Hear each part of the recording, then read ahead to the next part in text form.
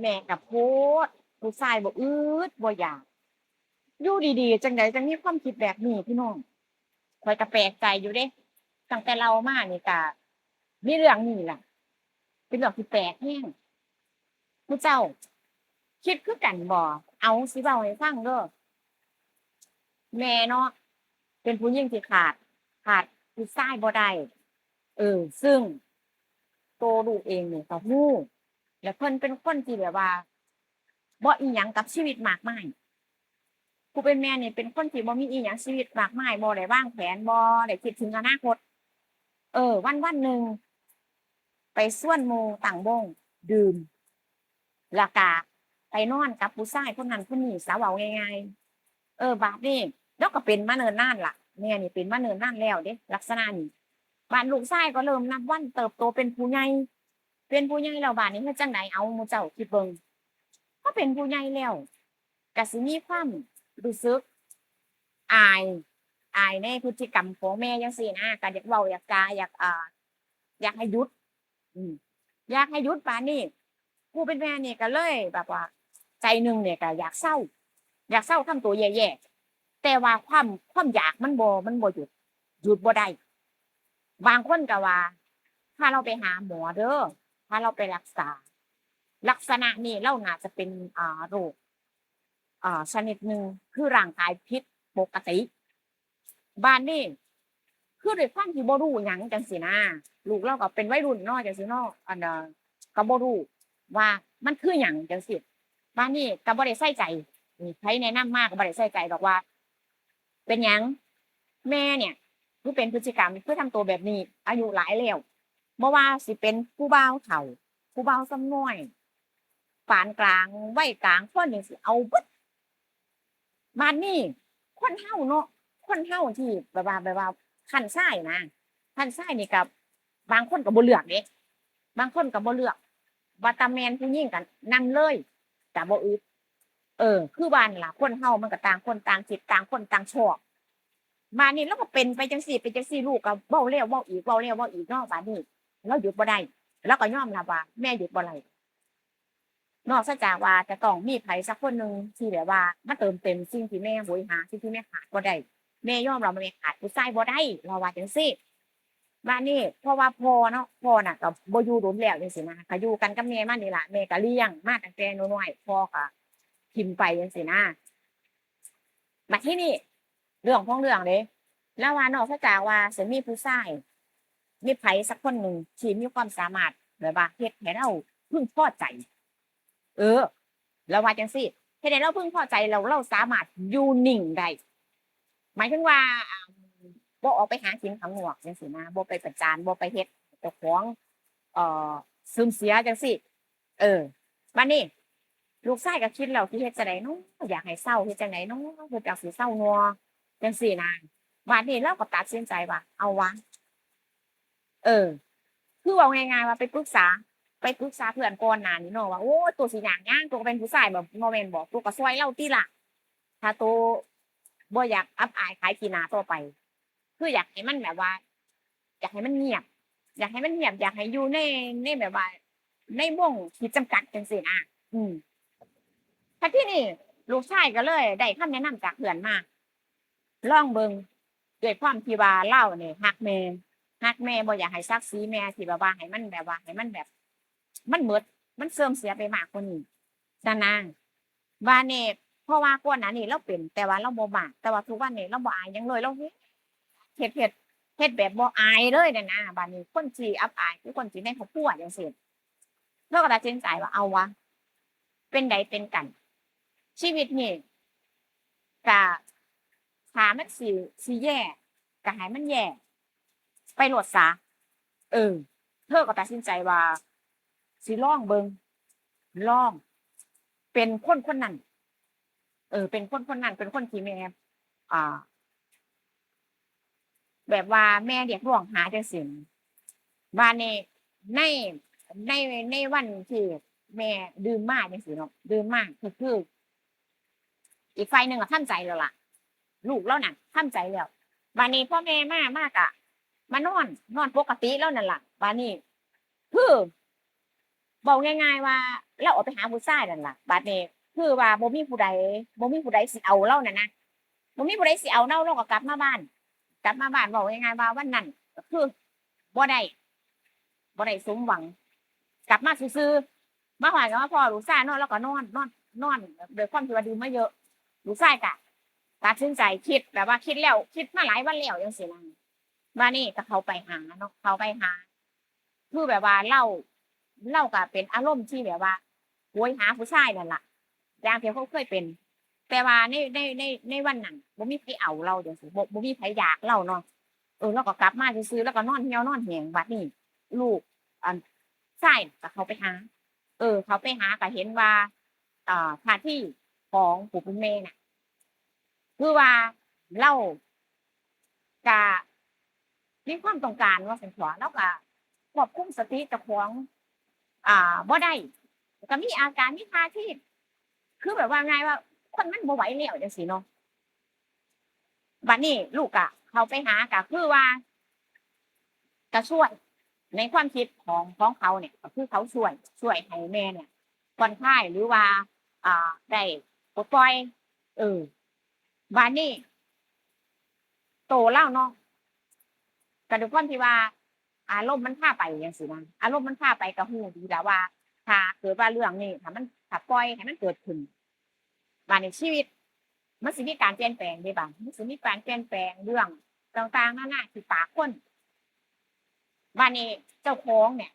ก็ทนบ่ได้แม่นบ่ล่ะเจ้าของก็ทนบ่ได้เพราะว่าเจ้าของขาดผู้ชายบ่ได้แม้แต่วันเดียวแม้แต่วันเดียวก็ขาดบ่ได้บัดนี้แล้วแบบว่าอาการเราหนักน่ะถ้าเราตัดสินใจว่าไปรักษาจังซี้เราก็สิบ่หนักปานนี้เนาะอย่างน้อยมันก็สิช่วยให้ลดความรู้สึกเนี่ยลงความต้องการเนี่ยอาจจะลดน้อยลงก็ได้จังซี้นะบัดนี้สองคนเนี่ยก็ผ่านช่วงเวลาที่แบบว่า ครั้งแรกของคนคนหนึ่งเนาะทำใจมาหลายมื้อแล้วแต่ว่าก็ตัดสินใจเอ่อลองเบิ่งคือว่าก็มีความสัมพันธ์กับแม่ผ่านไปในครั้งนั้นแม่ก็สร้างแล้วก็ตื่นขึ้นมาอีกอีกวันหนึ่งบัดนี้ก็สองคนเนาะก็บ่กล้ามองหน้ากันโดยสำคัญที่สุดก็คือลูกชายเรา ก็คือสิเกิดความแบบว่าความแบบอายความอายแล้วก็ความแบบมันบ่ทันเคยชินเด้บัดนี้ก็คิดต่อไปว่าสิเฮ็ดแบบนี้ไปได้จักครั้งสิเฮ็ดแบบนี้ไปได้จักครั้ง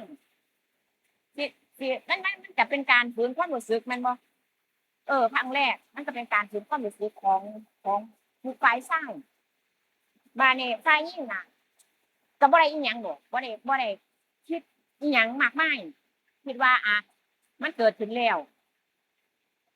คือมันก็แล้วไปจังซี้นะความคิดเราก็ยังคงออกไปข้างนอกอยู่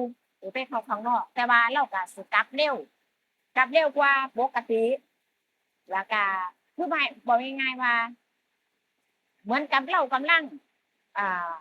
ตัดสินใจลักษณะบางสิ่งบางอย่างว่าสิหยุดบ่หยุดได้บ่เหตุการณ์นี้สิหรือว่าสิไปต่อหรือสิทำตัวแบบเดิมจังซี้นะบัดนี้ลูกชายเนาะลูกชายก็ เว้าอีกแบบเก่าว่าเอ่อตกลงว่าแม่เนี่ยสิหยุดพฤติกรรมที่ไปหานอนกับผู้ชายข้างนอกมากหน้าหลายตาแบบนี้ได้หรือยัง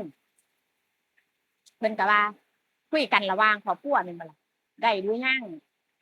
เพราะว่าคืออยากให้หยุดน่ะนะฝ่ายชายนี่อยากให้หยุดบัดนี้แม่ก็ถามกลับว่า แล้วโตเนี่ยพร้อมที่จะทำหน้าที่หรือยังพ่อแม่บอกเลยว่ามันหยุดบ่ได้มันหยุดบ่ได้พอถึงเวลาพอความรู้สึกมันมาแล้วแบบว่ามันห้ามเจ้าของบ่อยู่วินาทีนั้นเวลานั้นคือต้องได้มีอิหยังกับไผสักคนหนึ่งต้องได้ตอบสนองความรู้สึกเจ้าของจังซี้นะแล้วว่าถ้าบ่มีไผทำหน้าที่นี้เราก็ต้องออกไปเราก็ต้องออกไปข้างนอกบ้าน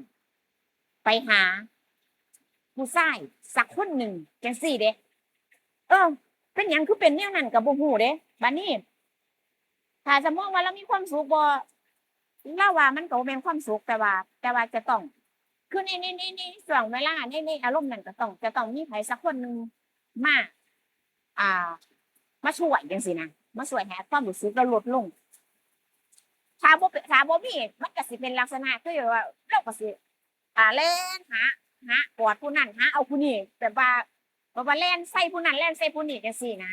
เออแล้วก็โดยแก้ปัญหาโดยแบบนี้ในกลุ่มในคนที่ที่บ่เลือกคือกันจังซี่นะบัดนี้คือว่าลูกชายก็ว่าตกลงคือว่าสิลองเป็นเป็นคนที่ทำหน้าที่นั้นเองคือว่าต่อไปนี่แม่บ่ต้องออกไปข้างนอกบ่ต้องออกไปข้างนอกอยากดื่มก็ดื่มอยู่บ้านเฮ็ดอยากเฮ็ดหยังก็อยากคือมีความรู้สึกหยังก็ให้บอกจังซี่นะสิทำหน้าที่เองอ้าวคือเรื่องแบบนี้ก็มีเนาะข้อยก็แปลกใจอยู่ว่าเออเลาเกิดมีความผิดปกติทางร่างกายแบบใดฮึมันถึงต้องเป็นแบบนี้ก็เห็นอยู่แบบว่าคนที่แบบว่าขาดผู้ชายบ่ได้นี่ก็เห็นหลายขาดผู้ชายบ่ได้อาจจะเป็นแบบอ่าด้วยความชอบบ่หรือว่าด้วยการผิดปกติของร่างกายอิหยังประมาณนี้เนาะก็เห็นหลายอยู่แต่ว่าก็คือเรื่องราวของเรื่องนี้เนาะก็คือว่ามีคนหนึ่งที่จะเสียสละเพื่อเพื่อหยุดเพื่อหยุดเรื่องนี้เพื่อให้เรื่องนี้ให้มันแบบว่าให้มันเงียบลงแล้วก็ให้เป็นเรื่องที่แบบว่าบ่บ่ฮือฮามากเกินไปบ่เป็นขี้ปากคนว่างเว้าให้แม่เราหลายจังซี้นะบัดนี้แม่ก็ลองเบิ่งจังซี้แม่ก็บ่ไปเดะแม่ก็บ่ไปไสแล้วก็อยู่บ้านคนก็แปลกใจเนาะชาวบ้านก็แปลกใจว่าอ้าวยายนี่เลาคือบ่ไปหันไปนี่เลาคือบ่ไปหาผู้ชายคนนั้นคนนี้คือเก่าแล้วคือบ่ไปดื่มไปตั้งวงแล้วก็คือแบบว่าบ่ไปมั่วกับไผจังซี้นะเห็นเราอยู่เรือนเออเพราะว่าที่เราอยู่เรือนได้ก็เพราะว่ามีมีคนมีคนทำหน้าที่บอกง่ายๆซะเราบ่ต้องเว้นบ่ต้องออกไปหาผู้ชายข้างนอกบ่ต้องออกไปหากินข้างนอกจังซี้เรื่องเราก็เงียบลงเรื่องเราก็เงียบลงเบาลงบัดนี้คือว่าพอมันเกิดความรู้สึกแบบว่าเงียบได้อยู่ได้จังซี้เนาะสำหรับแม่เราจังซี้นะลูกก็พยายามคุยพยายามเกลี้ยกล่อมว่านี่อันในเมื่อว่าเงียบลงได้หรือว่าทุกอย่างมันดีขึ้นจังซี้ก็พยายามคุยกับแม่ว่าไปหาหมอปรึกษาเบิ่งบ่เปิดใจคุยกันนะปรึกษาเบิ่งว่าอาการแบบเนี้ยอาการแบบนี้ มันสามารถรักษาได้บ่หรือว่ามันเป็นการผิดปกติที่ของร่างกายของยีนของอิหยังบ่จังซี้นะเพราะว่าบ้านบ้านนอกคือแบบว่าบ้านเราชีวิตแบบว่าบ่ได้เรียนหมอบ่ได้เก่งในด้านนี้เนาะเราก็สิบ่รู้เดะว่ามันคือหยังเราก็สิบ่รู้ว่ามันเกิดหยังขึ้นจังซี้นะกับคนคนนี้ความหมายนะบัดนี้ก็ในเมื่อคุยกันได้คุยกันได้ทุกอย่างมันก็ดีขึ้น ก็สิรู้เราก็สิตอบสนองความรู้สึกความต้องการเราได้ดีพอสมควรแหละเราก็จังหยุดได้แล้วที่สำคัญคือเราก็เห็นความพยายามนะเห็นความพยายามของคนในครอบครัวว่าอยากให้อยากให้อยากให้เปลี่ยนพฤติกรรมอยากให้ปรับปรุงเจ้าของคือดีขึ้นจังซี้บัดนี้เราก็ยอมไปมุเจ้าเชื่อบ่เรายอมไปเพราะเราก็ได้รักษาได้รักษาแล้วก็ได้แบบว่าได้ยาได้หยังมากินเพื่อ แบบว่าจั่งใดลดอาการเจ้าของลงแล้วก็เพื่อรักษาอาการที่เป็นอยู่นี่นะให้มันดีขึ้นหลังจากนั้นเราก็บ่ไปไสเราก็เป็นคนดีๆนี่แหละแต่ว่าบ่แน่เดะว่าถ้าเกิดว่าเราบ่รักษาต่อหรือว่ามันหายขาดบ่บ่มีไผก็บ่รู้เนาะบ่รู้ดอกว่ามันสิหายขาดบ่อาการนี้มันสิหายขาดบ่แล้วถ้าเกิดว่าหยุดบ่รักษาอย่างต่อเนื่องเราสิเป็นคือเก่าบ่หรือเราสิหนักกว่าเก่าบ่จังซี้นั่นน่ะ เออก็เว้าสู่กันฟังว่าแบบนี้ก็มีเดะลักษณะเรื่องราวแบบนี้ก็มีก็เลยเอามาเว้าให้ฟังว่าถ้าเกิดถ้าเกิดว่าเราแบบว่าหายดีแล้วด้วยความรู้สึกว่าหายแล้วแล้วก็บ่ได้รักษาต่อเนื่องหมายถึงว่าหยุดพักในการรักษาเนาะเราสิกลับมาเป็นปกติบ่หมายถึงว่าอาการเราแบบว่าสิเป็นคือเก่า ขาดผู้ชายบ่ได้หาผู้นั้นหาผู้นี้แล่นใส่ผู้นั้นแล่นใส่ผู้นี้คือเก่าบ่จังซี่นะอืมคันแม่นบ้านข่อยเด้เขาเอิ้นว่าเขี้ยวคนขาดผู้ชายบ่ได้แม่นว่าเขี้ยวผู้หญิงคือเขี้ยวขาดผู้ชายบ่ได้ก็สิเอิ้นจังซี่นะแต่ว่าทางการแพทย์เนาะทางการแพทย์การรักษาอีหยังประมาณนี้ก็สิมองว่ามันเป็นโรคที่ร่างกายเฮาผิดปกติอีกอย่างหนึ่งแต่ข้อยก็ได้ยินหลายคนเลยว่ามันรักษาได้อีหลีหมู่เจ้ารักษาได้ถ้าเกิดว่าใครมีคนที่รู้จักหรือว่าเห็นเนาะว่าเป็นอาการจั่งซี้ก็แนะนำว่าแนะนำกันว่าไปรักษาเด้อไปปรึกษาเบิ่งว่ามันมีหนทางแก้ไขได้บ่จังซี้นะสงสารเนาะสงสารคือเว้าง่ายๆว่าบางเทื่อเนาะเราก็เป็นคนแบบนี้อยู่แล้วแม่นบ่ถ้าเกิดว่าเป็นพ่อลูกพ่อเมียเด้เป็นพ่อลูกพ่อเมียมีลูกมีเมียอยู่ไปเกาะไปเกี่ยวพักเกี่ยวไปยุ่งเกี่ยวกับเราจังซี้ครอบครัวก็สิผิดหยังกันแล้วก็สิกลายเป็นแบบว่านอกใจลูกเมียแล้วก็สิบ่ดีเด้บ่ดีต่อครอบครัวบ่ดีทั้งฝ่ายชายแล้วก็ฝ่ายหญิงในบาดนี้เจ้าว่าบ่มันก็สิเป็นเรื่องเป็นราวกันในบาดนี้เนาะเออแบบนี้ก็มีแหมมื้อเช้าข้อยก็แปลกใจอยู่อ้าวคือมันเป็นแนวนี้จังซี่นะแต่ว่าบ่เคยเห็นแต่ว่าบ่เคยเห็นอาการหนักปานนี้